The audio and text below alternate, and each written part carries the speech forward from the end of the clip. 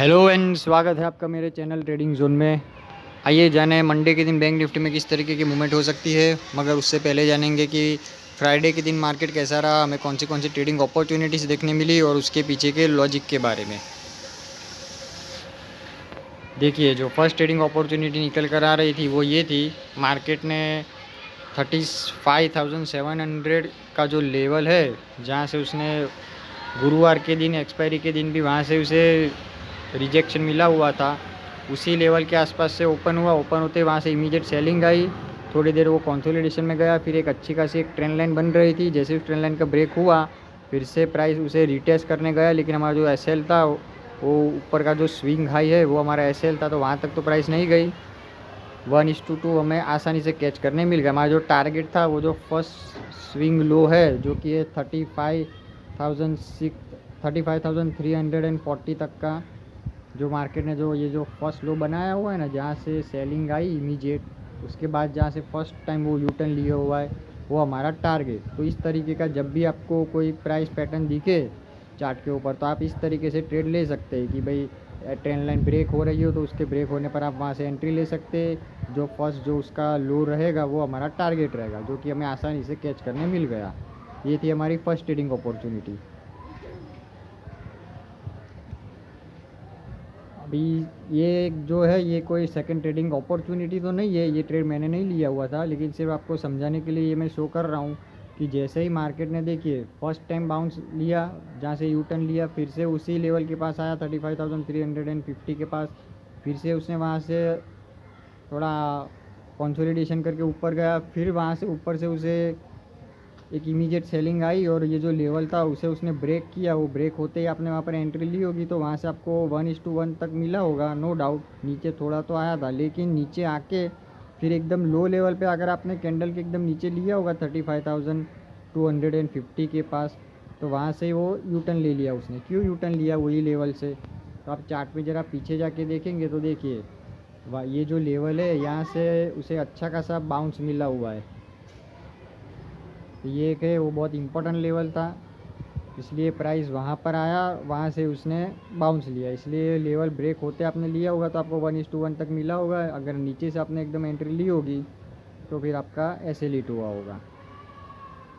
इसलिए जब भी ट्रेड ले तो थोड़ा चार्ट को पीछे जाके देखिए, बहुत ज़्यादा पीछे नहीं जाना है, बस 2-3 दिन तक का पीछे का देखना है कि भाई वहाँ पर कोई इम्पोर्टेंट, उतना खास इम्पोर्टेंट लेवल तो नहीं है कि भाई वहाँ से अच्छी खासी बाउंस मिली हो या अच्छी खासी सेलिंग आई हो। क्योंकि अच्छा खासा जो बाउंस या सेलिंग आई हुई थी, वो एक अच्छा खासा सपोर्ट एंड रेजिस्टेंस होता है, उसे वहाँ से प्राइस रिस्पेक्ट करता ही है मेजोरिटी टाइम्स। बात करते हैं नेक्स्ट ट्रेडिंग अपॉर्चुनिटी की। देखिए, यहाँ पर एक अच्छी खासी एक डब्ल्यू टाइप की पैटर्न बन रही थी। जैसे इस डब्ल्यू टाइप का नेक लाइन का ब्रेक हुआ, यहाँ से आप एंट्री ले सकते थे। उसके पहले देखिए, इसके पहले जो कैंडल बनी, ये जो मैंने एरो मार्क किया हुआ है, उसके 2 कैंडल के पहले देखो, एक कैंडल ऊपर गई लेकिन वहाँ से वो नीचे आई, वहाँ से उसे रिजेक्शन मिला, वो सिर्फ वीक बनाई हुई है उसने वहाँ पर। मैंने आपके से पहले भी कई वीडियो में ये बात डिस्कस कर चुका हूँ कि जब किसी भी चार्ट पैटर्न या रेजिस्टेंस सपोर्ट का ब्रेक होता है और उसके बाद जब 5 मिनट की कैंडल का क्लोजिंग हो, तब जाके हमें उसमें एंट्री लेनी है। जब कैंडल फॉर्मेशन में हो तब एंट्री हमें नहीं लेनी, बड़ी बड़ी कैंडल्स देख के एक्साइटमेंट में आके, वरना आप ट्रैप ही हो जाओगे, आपको लॉस ही हो जाएगा। इसलिए यहाँ पर जैसे उसके नेकलाइन का ब्रेक हुआ और 5 मिनट के टाइम फ्रेम में कैंडल ने क्लोजिंग दी, तो यहाँ से आप एंट्री ले सकते थे। एसएल थोड़ा बड़ा जा रहा था, नो डाउट, लेकिन ऊपर की ओर हमें टारगेट भी अच्छा खासा मिल गया, लेकिन फिर क्लोजिंग का टाइम हो गया, इसलिए हमें कुछ 1:1 तक की, 1:1.5 तक ही मिला। अगर क्लोजिंग का टाइम नहीं होता तो मार्केट की और भी ऊपर जाने की उम्मीद थी, मार्केट और भी बड़ा टारगेट दे सकता था। तो ये 2 अच्छी खासी ट्रेडिंग अपॉर्चुनिटीज़ निकल कर आ रही थी। ये मैं आपको इसलिए शो करता हूँ कि ताकि आपको खुद से ये सारी चीज़ें सीखने मिले। आप खुद से चार्ट के ऊपर जब फिर से इस तरीके की पैटर्न्स बने या इस तरीके का कोई सीनरियो आप देखें चार्ट के ऊपर, तो आप खुद से ट्रेड ले सके, आपका माइंडसेट उतना डेवलप हो। इसलिए ये सारी ट्रेडिंग अपॉर्चुनिटी मैं आपको शो करता हूँ, उसके लॉजिक मैं आपको समझाता हूँ।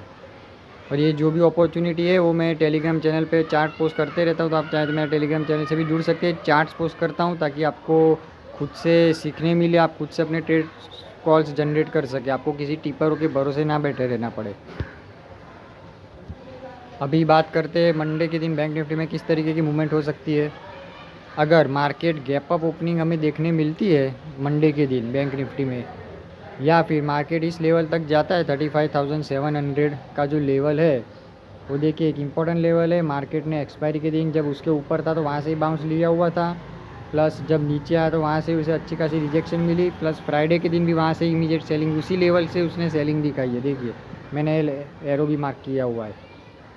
तो अगर फिर से इस लेवल के पास जाता है मार्केट प्राइस, और वहाँ पर हमें 5 मिनट के टाइम फ्रेम में किसी इस तरीके की कोई बियरिश कैंडल देखने मिलती है, अच्छी खासी रेड कलर की बियरिश कैंडल, तो वहाँ से आप एक पुट बाय कर सकते हैं, बैंक निफ्टी को सेल कर सकते हैं। हाँ, लेकिन 5 मिनट की कैंडल पूरी क्लोजिंग हो तभी, जब फॉर्मेशन में हो तो आप एंट्री मत लीजिएगा, आप ट्रैप हो जाओगे। 5 मिनट की कैंडल क्लोज हो फिर उसका लो ब्रेक हो तब जाके हमें एंट्री लेनी है।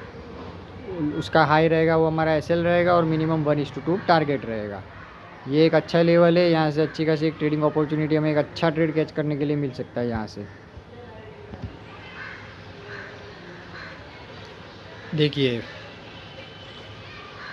इस तरीके का कोई सीनरियो अगर क्रिएट होता है, क्योंकि ऊपर जब प्राइस था वहाँ से उसे बाउंस मिला हुआ था और नीचे जब था वहाँ से उसे सेलिंग मिली हुई थी, तो इस लेवल के आप नज़र रखिएगा और यहाँ से एक अच्छा ट्रेड आपको कैच करने के लिए मिल सकता है। 35,700 से लेकर 35,700 के 50 पॉइंट्स का एक अच्छा खासा जोन है ये। सॉरी, अगर मार्केट इस लेवल को ब्रेक करता है, गैप अप हमें ओपनिंग देखने मिले, या फिर वन वे भी इसे ब्रेक करे 35,750 को, तो उसे रिटेस्ट करना है ब्रेक करने के बाद, या फिर किसी पोल एंड फ्लैग तरीके की कोई कंटिन्यूएशन चार्ट पैटर्न भी बने तो यहाँ से आप ट्रेड ले सकते हैं। ऊपर की ओर 35,950 हमारा टारगेट रहेगा मिनिमम। यहाँ से आपको 200 से 250 पॉइंट्स आसानी से कैच करने मिल सकते हैं। अगर मार्केट की हैवी गैप अप ओपनिंग हमें देखने मिलती है, या फिर मार्केट इस लेवल तक जाता है 35,950 के लेवल तक, तो यहाँ इस लेवल पर किसी तरीके की डोजी या पिन बार टाइप की कैंडल बनती है, तो यहाँ से आप एक सेलिंग की अपॉर्चुनिटी कैच कर सकते हैं। यहाँ से एक पुट बाय की जा सकती है, छोटा सा एसएल रहेगा, नीचे 1:2 हमारा टारगेट रहेगा। अगर मार्केट इस लेवल के पास आता है 35,950 के पास और उस लेवल पर थोड़ी देर सस्टेन करता है, जैसे थोड़ी देर उसने उस लेवल के पास कंसोलिडेशन किया या फिर एक रेंज में फंसा हुआ और फिर उस रेंज को, उस चैनल को ऊपर की ओर ब्रेक करता है, तो यहाँ से आप एक कॉल बाय कर सकते हैं। ऊपर की ओर भी 200 से 250 पॉइंट्स आसानी से कैच करने मिल सकते हैं। फिर जो ऊपर का हमारा जो रेजिस्टेंस रहेगा नेक्स्ट, वो रहेगा 36,100 का। आप चार्ट में भी देख सकते हैं, देखिए वहाँ से उसे अच्छा खासा बाउंस मिला हुआ है। तो इस लेवल को अगर ब्रेक करता है फ्राइडे के दिन के हाई को, सॉरी जो हमारा गुरुवार का जो हाई था 35,950 का, उसे ब्रेक करे तो ऊपर की ओर 200-250 पॉइंट्स आसानी से कैच करने मिल सकते हैं। अगर मार्केट ऊपर की ओर ना जाके नीचे की ओर हमें देखने मिलता है, गैप डाउन ओपनिंग होती है या फिर वन वे नीचे आता है और अपना जो लो था फ्राइडे का, जो लो था उसे ब्रेक करता है 35,200 को, और ब्रेक करने के बाद उसे रिटेस्ट करने जाता है या फिर किसी तरीके की बियरिश फ्लैग टाइप की पैटर्न बनती है, तो यहाँ से भी एक ट्रेड ले कैच किया जा सकता है। नीचे की ओर 35,000 हमारा टारगेट रहेगा, यहाँ से भी आपको आसानी से 150-200 पॉइंट्स कैच करने के लिए मिल सकते हैं।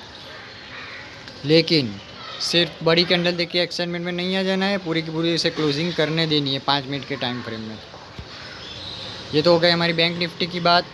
अभी एक स्टॉक में हमें एक अच्छा खासा ट्रेड मिल रहा था, एक कॉन्कोर करके एक स्टॉक था, देखिए उसमें एक अच्छी खासी प्राइस एक्शन पैटर्न बन रही थी, एक पोल बना और उसका एक फ्लैग बन रहा था, एक ट्रायंगल टाइप का फ्लैग बना, उसका ट्रायंगल पैटर्न बनी। जैसे उसका ब्रेक हुआ, यहाँ से आप एंट्री ले सकते थे। छोटा सा हमारा टारगेट था 1:2, 1:3, 1:4 तक का, इसमें हमें टारगेट आसानी से कैच करने मिल गया।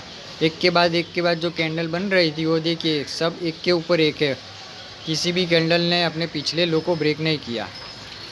तो इस तरीके की जब भी आपको चार्ट के ऊपर पैटर्न्स दिखे तो आप इस तरीके से ट्रेड ले सकते हैं। छोटा सा एसएल रहेगा, हाँ, लेकिन ट्रेड डालने के बाद फिर आपको अंदर बार नहीं करना है, आइदर एसएल और टारगेट वो मार्केट डिसाइड करेगा। इमोशंस में हमें नहीं आना है कि प्राइस थोड़ा बहुत फ्लक्चुएशन 1-2 कैंडल ऊपर नीचे हुए तो डर के मारे निकाल देना है, नहीं, ये सही आदत नहीं है। आप अपनी जब तक हैबिट्स चेंज नहीं करेंगे कोई स्ट्रेटेजी आपको प्रॉफिटेबल नहीं बना सकती। इसलिए अपनी आदतों को सुधारिए कि ट्रेड डालने के बाद आइदर एसएल और टारगेट, और आपका हर ट्रेड मनी मैनेजमेंट के साथ होना चाहिए। आपको पहले से पता होना चाहिए कि इस ट्रेड में मुझे कितना लॉस होगा, और ट्रेड डालने के बाद पेशेंस से हमें वेट करना है। जो भी होगा वो मार्केट डिसाइड करेगा।